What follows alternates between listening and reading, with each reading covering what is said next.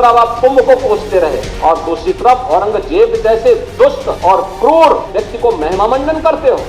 अबू हासिम का कोई ऐसा बयान नहीं रहा है जिसकी निंदा की है। औरंगजेब की नहीं, यहाँ पर छत्रपति शिवाजी महाराज के विचार चलेंगे। विधानसभा में छत्रपति शिवाजी महाराज के चाहने वाले बैठे, वहाँ औरंगजेब भक्त के लिए क्या जगह है? यहाँ बुलवाइए सम्मेलन में। उत्तर प्रदेश तो ऐसे लोगों का उपचार करने में बहुत देरी नहीं करता।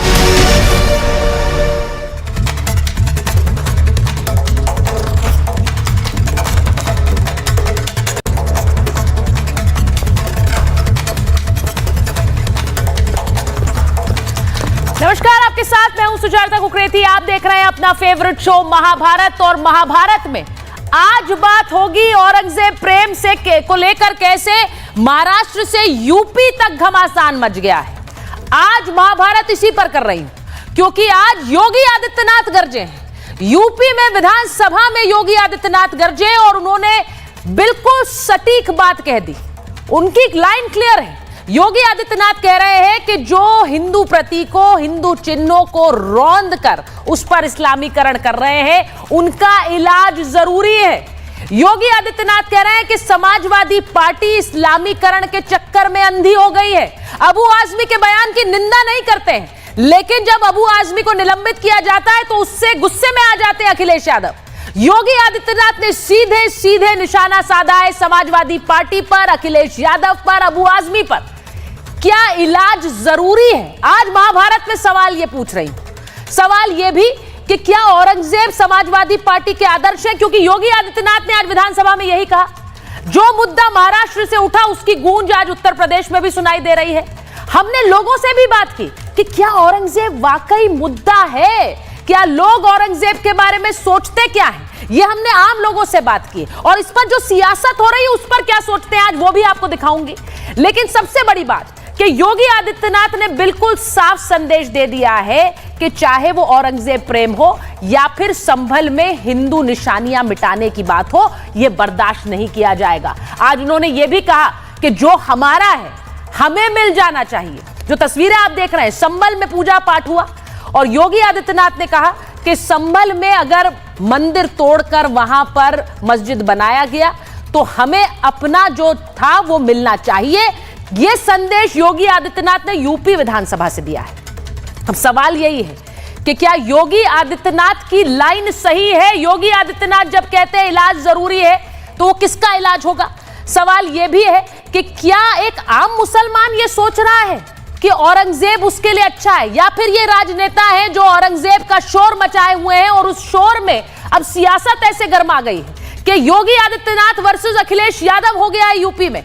उधर महाराष्ट्र में देवेंद्र फडणवीस खुलकर सामने आ गए और वो कह रहे हैं हमने इलाज कर दिया है, हमने अबू आजमी का इलाज कर दिया और लोकतांत्रिक तरीके से इलाज किया है क्योंकि हमने निलंबित किया है एक ऐसे व्यक्ति को जिसकी सोच देशद्रोही है। आज इस पर महाभारत कर रही हूं। लेकिन सबसे पहले औरंगजेब को लेकर जो शोर मचा है उसे लेकर योगी आदित्यनाथ ने क्या कहा है यह आपको सुनाती हूं क्योंकि उसी से आज की महाभारत चलेगी। आज मेरे साथ जो मेहमान जुड़ेंगे उनसे हम पूछेंगे कि औरंगजेब उनके लिए जरूरी है क्या, या फिर यह सिर्फ सियासत का शोर है। लेकिन योगी आदित्यनाथ ने आज क्या कहा है? उन्होंने खरी खरी सुनाई है औरंगजेब प्रेमियों को, औरंगजेब समर्थकों को योगी ने किस तरह से सुनाया है यह सुनिए। औरंगजेब समाजवादी पार्टी का आदर्श है, यह योगी आदित्यनाथ ने कहा। उन्होंने कहा कि अबू आजमी को सपा बाहर क्यों नहीं निकालती, यानी पार्टी से बाहर क्यों नहीं निकालती है, क्योंकि औरंगजेब वो है जिसने हिंदुओं पर अत्याचार किया। इस्लामीकरण करने वाला सपा का आदर्श कैसे है भाई? ये योगी आदित्यनाथ ने आज विधानसभा में पूछा और उन्होंने कहा कि समाजवादी पार्टी का अपने विधायकों पर कोई नियंत्रण नहीं है, वो कुछ भी बयान देते रहते हैं। ऐसे व्यक्ति को देश में रहने का भी हक नहीं है, यह योगी आदित्यनाथ ने कहा। उन्होंने कहा अबू आजमी को यूपी भेजो तो हम इलाज कर देंगे, यानी उत्तर प्रदेश में इलाज होगा, यूपी में इलाज करने में हम देरी नहीं करते हैं। तो अबू आजमी को यूपी भी निमंत्रण मिल गया है कि यहां आइए और यहां बोलकर दिखाइए, फिर इलाज कर देंगे। योगी आदित्यनाथ ने सीधे सीधे कहा है। एक रिपोर्ट आपको दिखा रही हूं और इस रिपोर्ट के बाद हमने आम लोगों से भी बात की है, वो क्या सोचते हैं औरंगजेब और इस सियासत के बारे में, वो भी दिखाऊंगी। लेकिन पहले रिपोर्ट।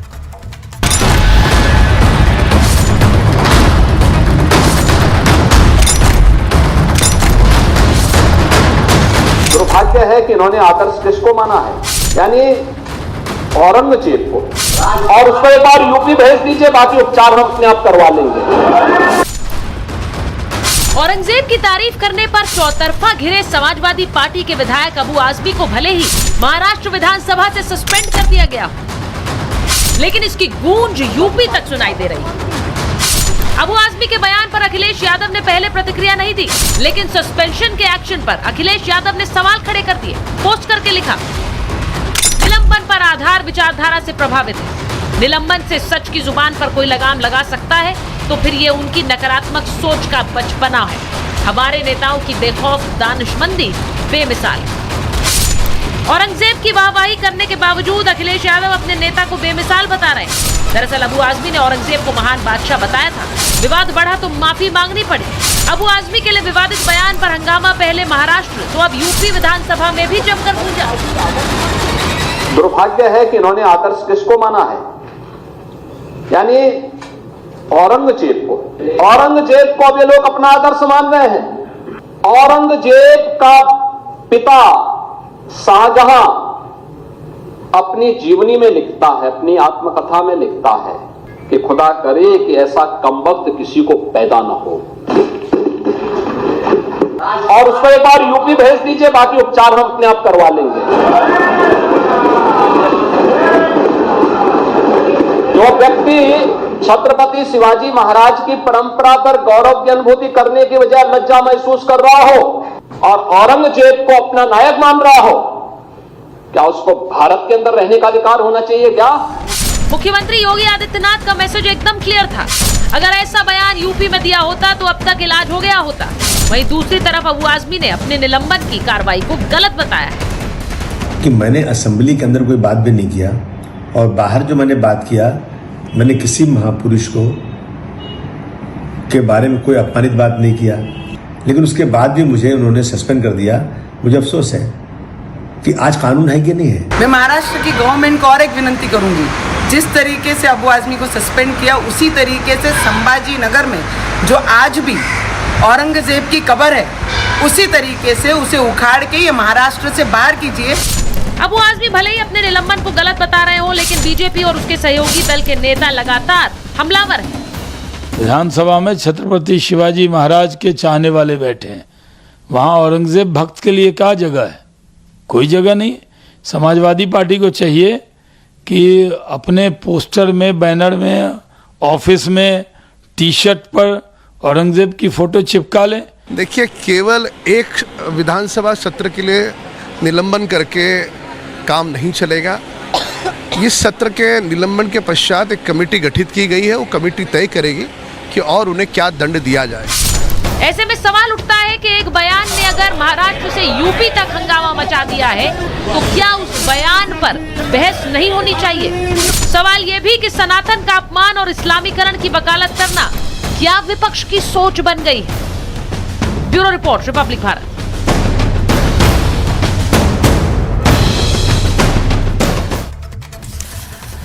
और मेरे साथ महाभारत में जो मेहमान जुड़ रहे हैं, परिचय आपसे करा देती हूँ। बीजेपी के राष्ट्रीय प्रवक्ता प्रेम शुक्ला जी हमारे साथ जुड़ रहे हैं। वरिष्ठ पत्रकार हर्षवर्धन त्रिपाठी जी हमारे साथ हैं। हमारे साथ ओम जी उपाध्याय हैं, इतिहासकार हैं, उनको आप स्क्रीन पर देख सकते हैं। आचार्य विक्रमादित्य स्टूडियो में आ गए हैं, हिंदू धर्मगुरु हैं। हमारे साथ फराज किदवई साहब है, राष्ट्रीय प्रवक्ता है समाजवादी पार्टी। हाजी मेहरुद्दीन रंगरेज हैं, प्रवक्ता हैं MIM के। और मुमताज आलम रिजवी साहब स्टूडियो में हमारे साथ हैं। बहुत बहुत स्वागत आप सभी का। मैं इस डिबेट की शुरुआत करूं उससे पहले जरा आम लोगों से हमने बात की है। प्रेम जी, हमने आम लोगों से पूछा हर्षवर्धन जी के क्या वो सोचते हैं औरंगजेब के बारे में, क्या ये वाकई इतना बड़ा मुद्दा है या ये सियासत से प्रेरित है, क्या उनकी भावनाएं जुड़ी हुई हैं। मैं एक बार चाहती हूं कि आप वो सुने, उसके बाद इस डिबेट की शुरुआत करते हैं। अबू आदमी का तो दिमाग खराब हो रखा है और सभा का तो दिमाग बहुत ही खराब हो रखा है। समाजवादियों का तो बहुत ही दिमाग खराब हो रखा है, क्योंकि ये अबू आदमी का क्या वो दादा लगता है कि परदादा लगता है कि औरंगजेब की प्रशंसा करने लगा है। इस हिंदुस्तान का दुर्भाग्य ये है कि यहाँ पे देश के गद्दारों को सेकुलरवादी पार्टियाँ पूछती हैं, उनको मानती हैं।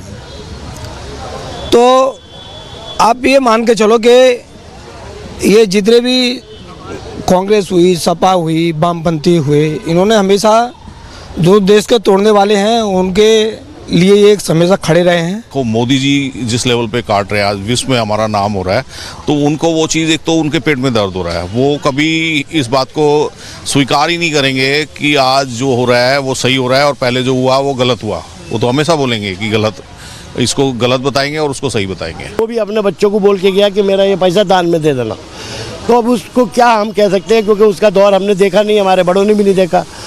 हम अपने बड़ों के बारे में नहीं जानते, तो हम दूसरों के बारे में क्या करें, वर्तमान में कुछ करें।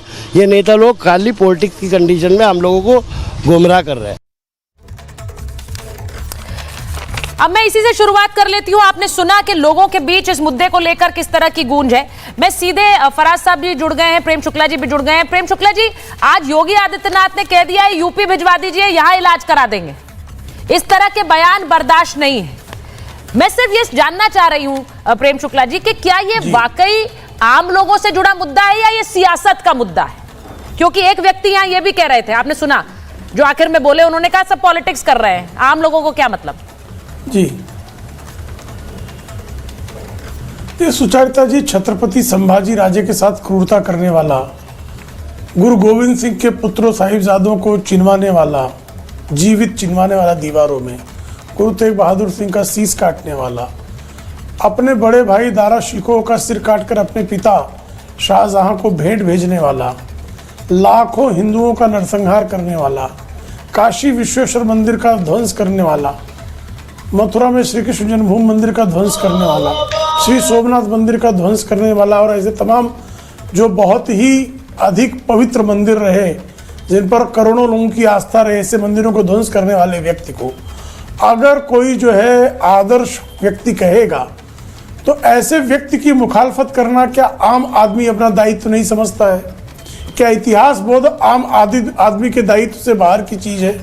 क्या अपने पुरखों के प्रति गौरव करना यह आम आदमी का दायित्व नहीं है? किसी भी राष्ट्र का निर्माण अपने इतिहास बोध के ऊपर जो है निर्भर करता है। ऐसे में आम आदमी सिर्फ दाल रोटी के चक्कर में पड़ा रहता है, उसके अलावा उसको और किसी चीज़ से लेन देन नहीं है। यह विमर्श खड़े करने का प्रयास कुछ लोग कर सकते हैं, लेकिन यह सत्य नहीं है। और जिन लोगों ने औरंगजेब जैसे नर पिशाच को उसका उदात्तीकरण करने का कुकर्म किया है, उनके विरुद्ध इस देश की आम जनता खड़ी है। आप ही ने जो बातें, जिन लोगों से बातें की, उनमें से अधिकांश लोगों ने जो है औरंगजेब के उदात्तीकरण करने वालों का विरोध किया। इसका सीधा सा यह संदेश है कि आम आदमी गजनी, गोरी, तुगलक, तैमूर, नादिर शाह, औरंगजेब जैसे क्रूर कर्माओं को अस्वीकार करता है।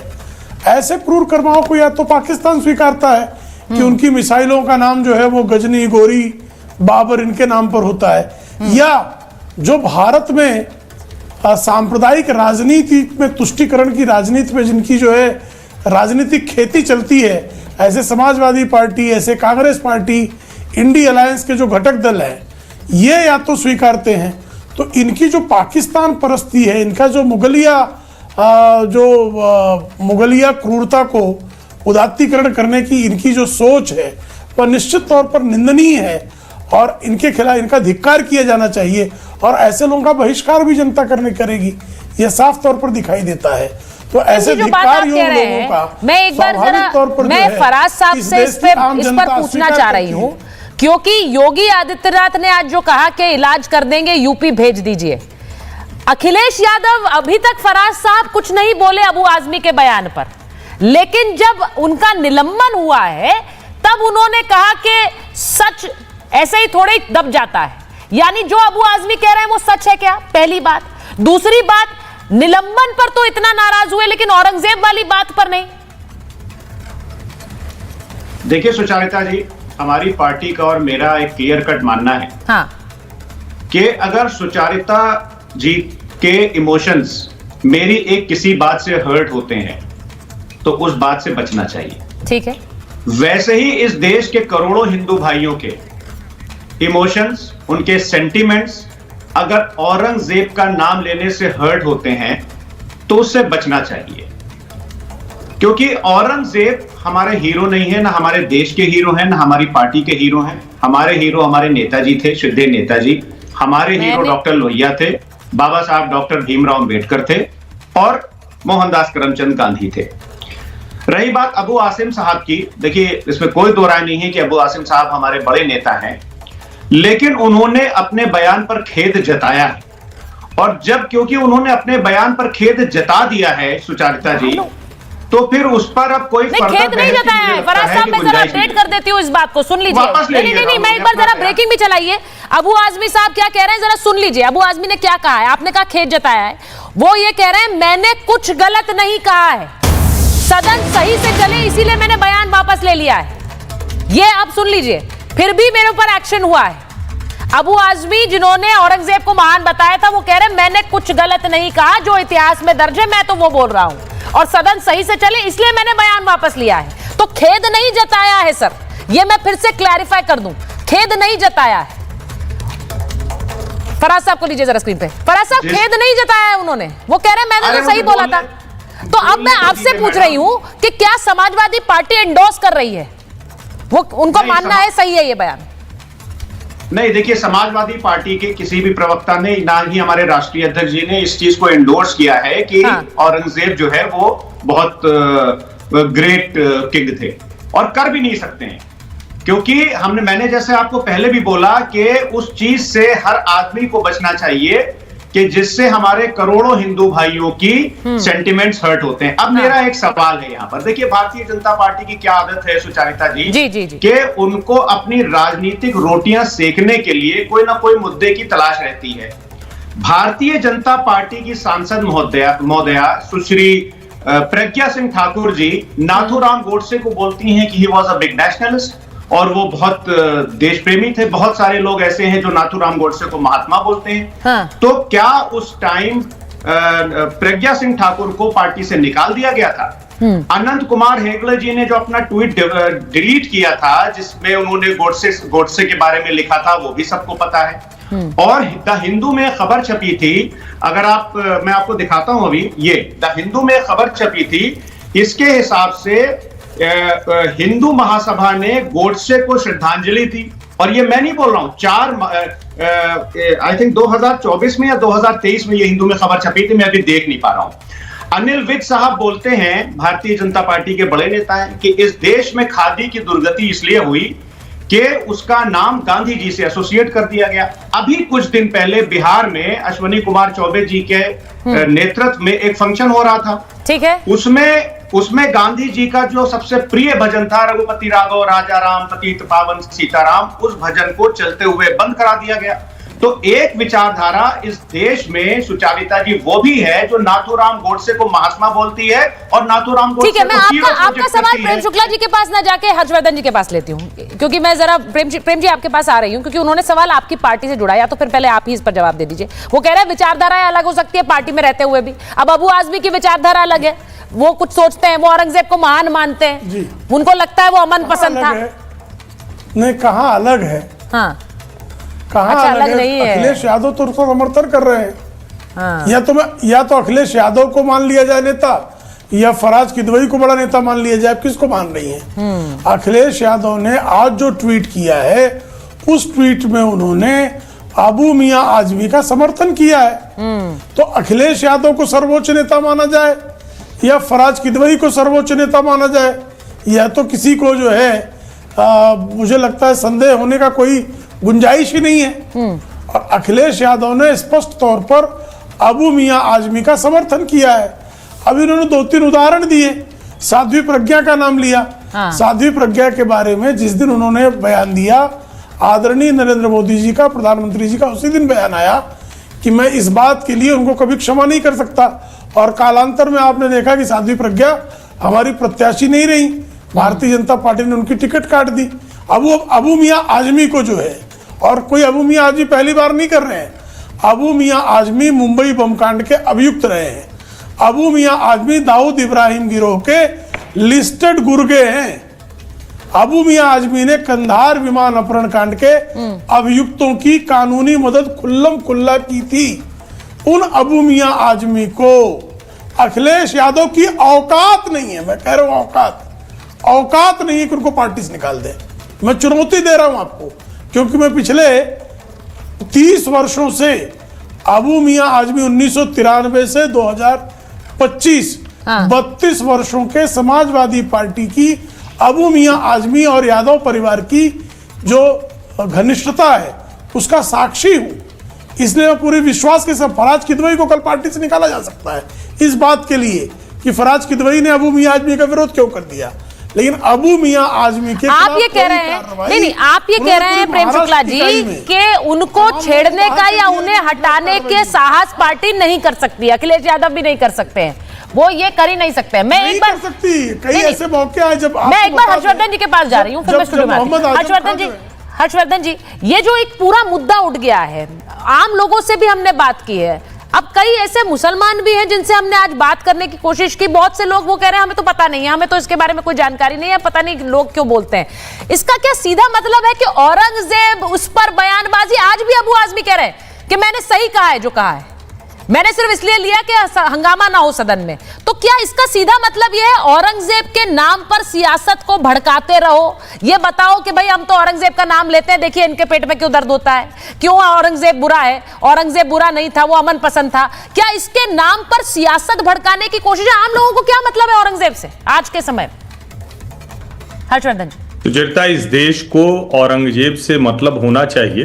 वो औरंगजेब जो जम्मू कश्मीर में आतंकवादियों ने जिसको मार दिया था, वो ईद सेलिब्रेट करने के लिए अपने घर आ रहा था, जिसके पिता मोहम्मद हनीफ वो भारतीय सेना में थे, जिसके दोनों भाई आतंकवादियों ने जब उस औरंगजेब की हत्या कर दी तो उसके दोनों भाई टेरिटोरियल आर्मी का हिस्सा हैं, जो सिर्फ जम्मू कश्मीर के लिए नहीं, देश के हर नौजवान की प्रेरणा का स्रोत है, प्रेरणा का केंद्र है, हम सब के लिए गर्व का केंद्र है वो औरंगजेब जो जम्मू कश्मीर में आतंकवादियों ने जिसकी हत्या कर दी, जो हमारा सिपाही था। लेकिन जिस औरंगजेब के लिए अबू आजमी कसीदे पढ़ रहे हैं, वो तो नालायक था, वो तो कातिल था, वो तो हत्यारा था, वो तो, चलिए आपको ये लगता है कि हिंदुओं के लिए किया होगा तो उस वक्त हिंदू मुसलमान नहीं, उसने तो मुसलमानों को भी नहीं छोड़ा, और तो और उसने तो सिखों को भी नहीं छोड़ा, गुरतेग बहादुर, उनके शिष्य, उनके साहिबजादे। इसके बावजूद क्या इस देश में कोई ये पाप कर सकता है कि उस औरंगजेब का महिमा मंडन करे? और मैं तो आश्वस्त हूं सुचरिता जी, देखिए अभी फराज किदवई जी ने बोला, मैं आश्वस्त हूं कि इस पैनल में बैठा हुआ कोई भी व्यक्ति उस नीच हत्यारे के पक्ष में नहीं खड़ा हो सकता है, सवाल ही नहीं उठता, क्योंकि वो व्यक्ति इस देश की आत्मा पर चाकू चला कर गया है, उसका पूरा जीवन इस देश के जो पवित्र स्थान है उनको खंडित मंडित करने में गया है। उस व्यक्ति का पूरा जीवन ही इसमें बीता है कि वो कहीं भी हिंदू धर्म का कोई स्थान दिखे उसको तोड़ दे, वहां कुछ और बना दे, सारे जीवन उसने यही काम किया। लेकिन दुर्भाग्य देखिए कि फराज किदवई जी तो ये साहस नहीं कर पा रहे हैं, और चूंकि वो भले व्यक्ति हैं, प्रवक्ता भले पार्टी के हों, लेकिन व्यक्ति तो भले हैं, उन्होंने तो कह दिया कि कोई उसके पक्ष में नहीं। लेकिन अखिलेश यादव अबू आजमी के बयान को अभिव्यक्ति की स्वतंत्रता कह रहे हैं, कहां ले जाना चाह रहे हैं देश को? और मैं इसका पक्षधर नहीं हूं कि आज और वो एक और चीज कह रहे हैं, वो कह रहे हैं निलंबन से सच नहीं छिप सकता। लेकिन अगर एक विधायक इस तरह से बात कर रहा है तो बिल्कुल जाना चाहिए, और मैं भी इससे सहमत हूं कि ये कानूनी दायरे में कार्रवाई होनी चाहिए। इस तरह से हिंदू मुस्लिम भावनाएं भड़काना ये देश का विरोध है, और ऐसे देश विरोधी व्यक्तियों पर कार्रवाई होनी ही चाहिए। बिल्कुल, आपने जो बात बोली, उन्होंने ये भी कहा है कि निलंबन से सच नहीं छिप सकता है, जबान पर लगाम नहीं लग सकती है। क्या इसका सीधा मतलब ये है कि वो ये कह रहे हैं कि जो उन्होंने कहा वो सही कहा है? मैं तो इस पर भी डिबेट करना चाहती हूं, क्या अखिलेश जी को ये लगता है कि जो अबू आजमी कह रहे हैं वो सही कह रहे हैं, वो गलत नहीं कह रहे हैं? मैं एक चीज ये पूछूंगी, मैं जरा एक बार पूछिए, आचार्य जी आपके पास आ रही हूं, मुमताज जी के पास जा रही हूं, ये जो बोला उन्होंने, क्या कोई भूलता है? जो मुझे लगता है हर्षवर्धन जी ने बिल्कुल सटीक बात बोली है कि क्या कोई भूल सकता है? अभी जो एक फिल्म आई उसने उन सारी शायद स्मृतियों को और उस इतिहास को एक बार फिर से जीवंत कर दिया, जब संभाजी के ऊपर जो अत्याचार हुआ, वहीं साहिबजादों पर जो अत्याचार हुआ वो औरंगजेब ने किया। ये क्या इतिहास नहीं है हमारा आचार्य जी? ये इतिहास है। और फिर अगर कोई उस व्यक्ति को महान बताता रहे तो क्या वो जख्म कुरेदना जैसा नहीं है? देखिए, व्यक्ति महान वो होता है जो बलिदान दे, लेकिन औरंगजेब का इतिहास, अभी तो हिंदू मुसलमान और सिखों की बात हो रही थी, अपने परिवार के ऊपर क्या किया? बाप को जेल में डाल दिया, तीनों भाइयों की हत्या, गर्दन कटवा दी, उसके साथ साथ अपने बेटे की भी हत्या करवा दी। ये इतिहास पढ़ना चाहिए, लेकिन आज तथाकथित तौर पर इतिहास नहीं पढ़। और अपने बेटे की हत्या क्यों कराई ये भी सामने आना चाहिए, क्योंकि उसके कान में उड़ती हुई खबर पहुंची कि ये उनके साथ मिल गया और मेरी राजसत्ता पे कब्जा करना चाहता है। राज्य सत्ता पर, यानी सोचे कि अपनी जायदाद के लिए और केवल वर्चस्व के लिए अपने बेटे तक की हत्या करवाने वाले कैसे हीरो हो सकते हैं किसके? मुझे समझ में नहीं आती है। बेचारे सीधे साधे लोग मदरसों में पढ़ा ही नहीं जाते। हीरो कैसे बन जाते हैं मुमताज जी? कैसे हीरो बन जाते हैं? महिमा मंडन हो रहा है, सच बोला जा रहा है कि ये जो कहा गया वो सच है, इसमें गलत क्या है, वो अमन पसंद है। मुझे समझ नहीं आता है कि क्यों जख्म कुरेदे जाते हैं। नहीं, किसने अमन पसंद कहा? मैंने तो सुना नहीं। अबू आजमी ने कहा ना, आपने बयान ही नहीं सुना क्या? मैं उनके लिए कह देता हूँ, सब के लिए कह देता हूँ, क्योंकि बीजेपी को बहुत अच्छा मुद्दा मिल गया कि औरंगजेब को लाए के झगड़ा दिया कराए, औरंगजेब को लाए के और झगड़ा दिया कराए, जाने कोहू कुछ नहीं इस झगड़ा से का पाए। ये जो झगड़ा करा रहे हैं बिल्कुल आमने सामने खड़े होकर के, इससे बीजेपी का बहुत अच्छा काम हो रहा है, बड़ा अच्छा काम, बड़ी मदद कर दी। अरे आप बताओ ना, आप बताओ बड़ी मदद कर दी। क्यों उसको हीरो बना बैठा है? मैं नहीं, मुझे बताइए ना, आज औरंगजेब का क्या महत्व है? आज औरंगजेब का क्या महत्व है? हिमायती बनाए बैठे हो? नहीं, कोई हिमायती नहीं बनाए, क्या महत्व है? मैं कह रहा हूँ कि आज के हुक्मरानों के बारे में बात हो, अभिशाप, मैं बार बार कह रहा हूँ कि आज के जो हुक्मरान है उसकी बात हो। आप तथाकथित तौर पर मैं कह रहा हूँ औरंगजेब आज आवश्यकता है कि औरंगजेब और ऐसे लोगों को बिल्कुल, लेकिन अब आप आज के इतिहास को उनके बारे में आज इतिहास के अंदर वास्तविक सत्य लाने का प्रयास के बारे में कौन बात बताइए ना। अभी एक व्यक्ति ने बोला कॉरिडोर बनाने के लिए 300 मंदिर तोड़े गए, और मैं कह रहा हूँ भाई आज तक अरे भाई गंगा जमुना साफ नहीं की जा सकी।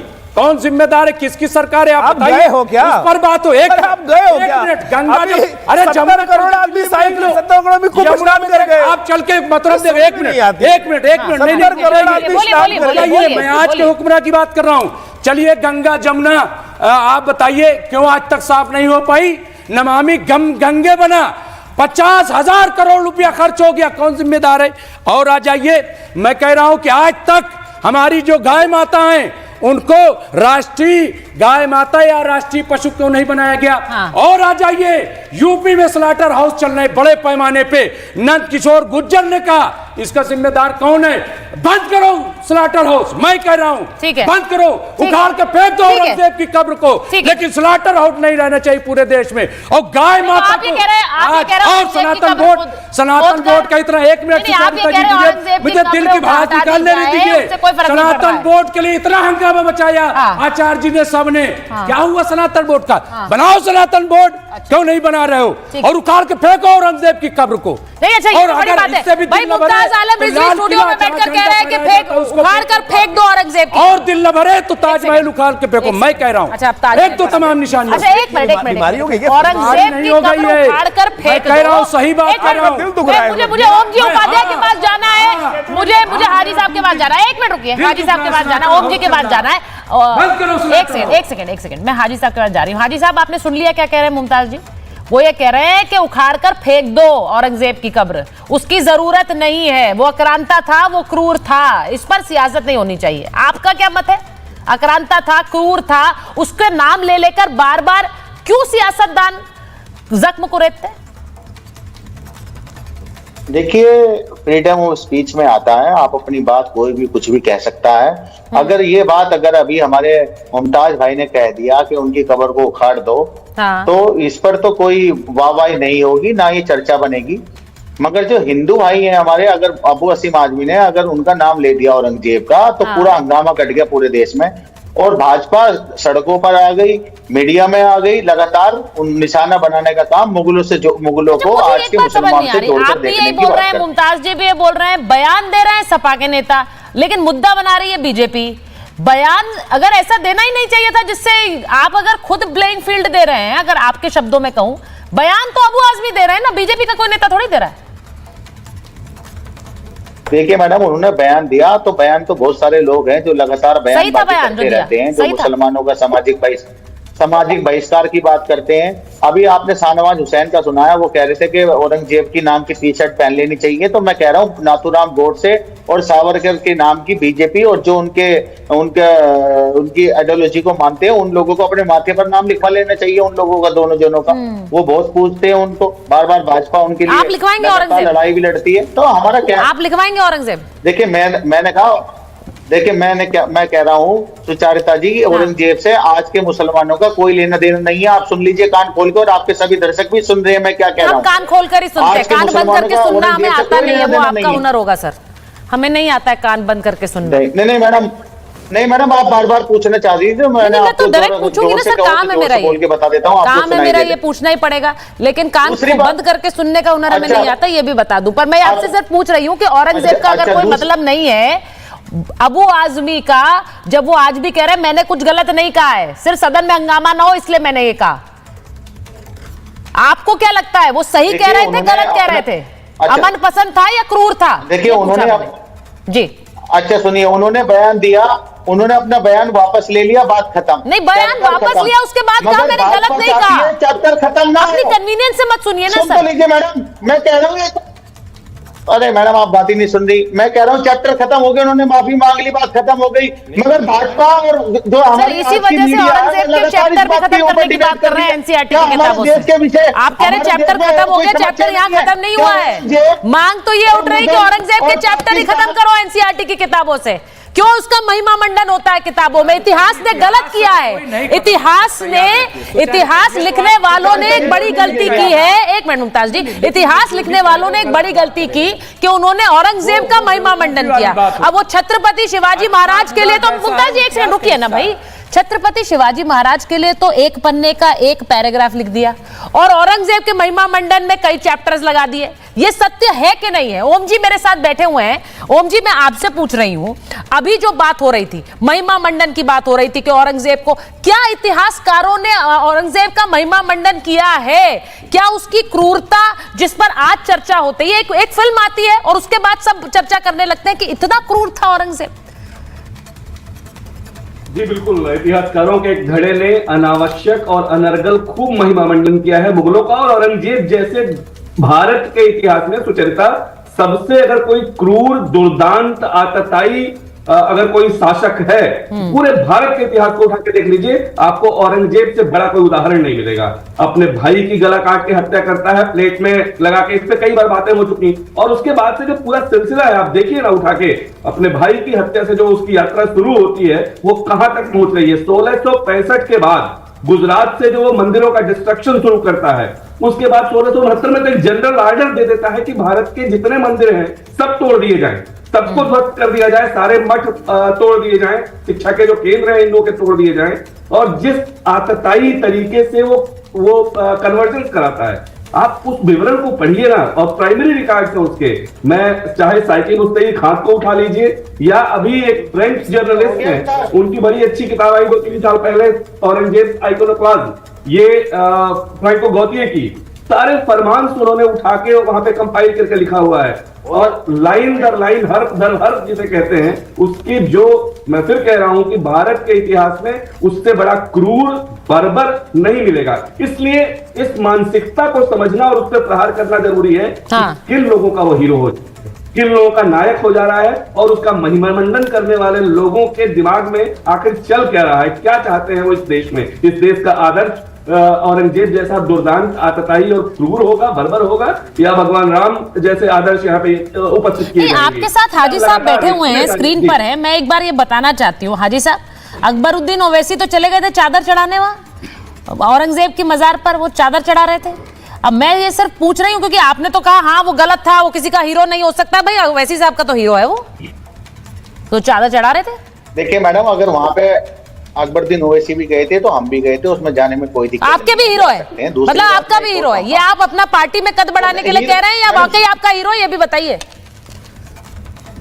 देखिए सुचारता जी, जिस तरीके से जब तक यहाँ पर गोडसे का महान बताया जाएगा, सावरकर को महान बताया जाएगा, तो एक तबका जो इधर है वो औरंगजेब को महान कहता है। आप उसको महान कहना बंद कर दीजिए। आप डायरेक्टली बोलिए ना, एक तबका मत कहिए। आप महान मांगते हैं क्या? अकबरुद्दीन ओवैसी चादर चढ़ाने जा रहे हैं तो ये तो क्लियर है कि वो महान मान रहे हैं, आप भी महान मान रहे हैं। तबका की आड़ क्यों लेते हैं? खुलकर बोलिए ना, मैं महान मानता हूँ औरंगजेब को, हिम्मत दिखाइए। हाँ, अगर हमारे, अरे मैडम मैंने क्या कहा, मजार पे जाना महान मानता की बात नहीं है। वहां पर तो अकीदत के लिए लोग जाते हैं, सब जाते हैं। जब सावरकर का मंदिर बन सकता है, नहीं, औरंगजेब की मजार पर किस लिए जा रहे हैं भाई? नहीं, औरंगजेब की मजार पर किस लिए गए थे ये बताइए मुझे। एक व्यक्ति की मजार पर किस लिए जाया जाता है भाई? अगर आप में हिम्मत है, नहीं अरे मैडम सुचारता जी, अगर आप में हिम्मत है तो उन लोग ये जो बीजेपी के प्रवक्ता बैठे हैं उनसे पूछिए, नाथूराम गोडसे सावरकर महान थे? भाई मुझे समझ नहीं आया, मैंने आपसे एक क्वेश्चन पूछा, आपने कहा चलो इन्हीं शब्दों का इस्तेमाल करके वापस करते हैं। सुनिए, आपसे मैंने सीधा पूछा, आप क्यों आड़ ले रहे हैं? आप महान कहिए ना, डंके की चोट पर कहिए, फिर हिम्मत तो दिखाइए कि औरंगजेब महान है। तस्वीरें दिखा रही हूं मैं, बताइए जरा। और बिहार के एमआईएम विधायक क्या कह रहे हैं, सुन लीजिए जरा। बिहार के आपके साथी क्या कह रहे हैं? अख्तरुल इमाम औरंगजेब की तारीफ की है। औरंगजेब बहुत नेक बादशाह था, देश की सेवा की है उसने। औरंगजेब ने टुकड़े में बटे भारत को अखंड बना दिया, ये कहा जा रहा है। आप ही के साथी हैं, अख्तरुल इमाम है, एमआईएम के विधायक है बिहार से। वो क्या कह रहे हैं कि महान था, उसने जोड़ा है पूरे देश को। अब मुझे ये बताइए जरा। सही कहा, अखंड भारत बनाने वाला तो महान था, महान था, हमारे हिंदुस्तान में लाने वाला वो था। तो अगर इतना कुछ बोल रहे हैं, लेकिन मैंने आपसे डायरेक्टली बोला, हिम्मत दिखाकर बोलिए औरंगजेब महान था। ये दो नाव में क्यों सवार हो रहे हैं आप? महान बोलेंगे, सावरकर को महान बोलेंगे, गोडसे को महान। अरे सर, सावरकर का सवाल आप बोल रहे, वीर सावरकर का सवाल मैं उनसे पूछूं? आपसे पूछती हूँ, आप बताइए ना पहले, औरंगजेब को लेकर क्या सोचती है आपकी? आप सोच रहे हैं वो महान है? मैं इसलिए पूछ रही हूँ क्योंकि पूरी डिबेट में ये चर्चा हो रही। प्रेम जी को लाइए जरा, प्रेम शुक्ला जी को लाइए। प्रेम शुक्ला जी, पूरी डिबेट में चर्चा हो रही है। आपने साहिबजादों का जिक्र किया, आपने सांभा जी का जिक्र किया। मुझे नहीं लगता, और मैं ये खुलकर कहती हूँ, जो जिन्होंने साहिबजादों को इस तरह से जिंदा दीवार में चुनवा दिया हो, क्या वो व्यक्ति अमन पसंद होगा? जिसने संभाजी पर ये क्रूरता की, क्या वो अमन पसंद होगा? जी, लेकिन आपको तय करना होगा ना, आपको तय करना होगा। हाजी साहब आप किस तरफ खड़े हैं? प्रेम जी बोलिए। देखिए सुचारिता जी, जब वो के राजा हुआ करते थे, जब वो दूसरे से, अरे सर वो राजा हुआ करते थे, राजा महाराजा ऐसा किया करते थे, ये सब मत बताइए। साइड लेने की बात है और क्लियरली लेनी पड़ेगी आपको। प्रेम जी को सुनाइए। प्रेम जी बोलिए। मैं एक सवाल, सुचारिता जी, एमआईएम और समाजवादी पार्टी के मुस्लिम नेता औरंगजेब को रहमतुल अलैह कहते हैं कि उसके ऊपर अल्लाह का जो है रहमत बरपे। किस पर रहमत बरपे? जफरनामा है गुरु गोविंद सिंह जी का लिखा गया विजय गाथा। जफरनामा में गुरु गोविंद सिंह लिखते हैं कि अनंतपुर में युद्ध के दौरान कुरान शरीफ पर कसम खाकर औरंगजेब ने कहलवाया था कि आप अनंतपुर छोड़ दीजिए, मैं आपकी सेना पर हमला नहीं करूंगा। उसके बाद कुरान शरीफ पर कसम खाकर उसने वादा किया और उसके बाद उनके 2 साहिबजादों की हत्या करवा दी। इस तरह का जो कुरान शरीफ पर कसम खाकर झूठ बोलता हो, ऐसे मक्कार को जो है रहमतुल अलैह कहते हैं। कल यजीद को कहेंगे कि रहमतुल अलैह है, कल इबलीस को कहेंगे रहमतुल अलैह है। इबलीस और यजीद और औरंगजेब एक ही श्रेणी के क्रूर कर्मा रहे हैं, नर पिशाच रहे हैं। ऐसे नर पिशाचों को अबू हासिम आजमी रहमतुल अलैह कहता है, अकबरुद्दीन ओवैसी रहमतुल अलैह कहता है। तो ये इस बात को सिद्ध करता है कि जो रहमतुल अलैह अगर औरंगजेब है तो फिर यजीद और इबलीस की आराधना करने में भी इनको कोई संकोच नहीं है। एक पूरी डिबेट, एक पूरी बहस हर्षवर्धन जी इस बात पर भी शुरू हो जाती है कि औरंगजेब जैसा एक ऐसा शासक जिसकी क्रूरता के सिर्फ किस्से, ओम जी तो यहाँ बता रहे हैं कि इतिहासकारों ने न्याय नहीं किया है औरंगजेब के बारे में लिखते हुए। अब एक पूरी डिबेट इस बात पर भी खड़ी हो जाती है कि क्या ऐसी मजार, औरंगजेब की मजार को उखाड़ कर फेंक दो, ये बातें हो रही हैं, ऐसे बयान भी आ रहे हैं। यहाँ पर आप तस्वीर का मैंने जिक्र किया कि वहां जाकर औरंगजेब की नमाज, वहां पर जाकर चादर चढ़ाई जाती है। अब ये तस्वीरें भी हैं और आज की ही हैं, लेकिन क्या ये डिबेट इस हद तक जानी चाहिए? मैं एक मिनट, मैं पहले हर्षवर्धन जी से पूछ लूं। नमाज सुचेता, मुझे तो लगता है कि आप ये जितने लोग भी हैं, हम लोग कुल मिलाकर 7 लोग हैं यहाँ, सबसे पूछिए ना किसको अच्छा लगेगा औरंगजेब जैसा क्रूर आतताई, उसकी कोई मजार हो, उसकी कोई निशानी हो, कोई अगर चला जाए। ये ठीक वैसे ही है ना कि अगर कोई बच्चा बुरी सोहबत में पड़ गया हो तो हम सोहबत खत्म करते हैं ना, वो सोहबत नहीं चाहिए ना, गंदगी खत्म करते हैं ना। औरंगजेब और बाबर का इतिहास इस देश में नहीं हो सकता है, और इसलिए नहीं, ये मैं हिंदू मुसलमान करने के लिए नहीं कह रहा हूं। हिंदू मुसलमान डिबेट उसी वजह से आती है, घृणा एक दूसरे से उसी वजह से आती है, क्योंकि कोई खड़ा होकर डिबेट में कहेगा कि हम तो औरंगजेब को मानते हैं, हमारी अभिव्यक्ति की स्वतंत्रता है। मेरा मानना है कि भारत सरकार के पूरा सर्वेक्षण को उसको पूरी चाहिए, और ऐसे आतताइयों की कोई भी निशानी इस देश ये में बहुत बड़ी बात है जो हर्षवर्धन जी कह रहे हैं। वो कह रहे हैं आतताइयों की, आक्रांताओं की कोई भी निशानी नहीं रहनी चाहिए। मुझे लगता है ये एक अलग डिबेट है, ये अपने आप में बड़ी डिबेट है, और इस डिबेट को नहीं सर, मेरे पास समय नहीं है, बिल्कुल मुमताज जी, मेरे पास समय नहीं है, मेरे पास समय नहीं है, लेकिन इस पर जरूर चिंतन करने की जरूरत है कि क्या आतताइयों की और आक्रांताओं की निशानियां इस देश में रहनी चाहिए, क्योंकि इसको लेकर बहुत से बयान आ रहे हैं। आप भी सोचिए। बहुत बहुत धन्यवाद आप सब।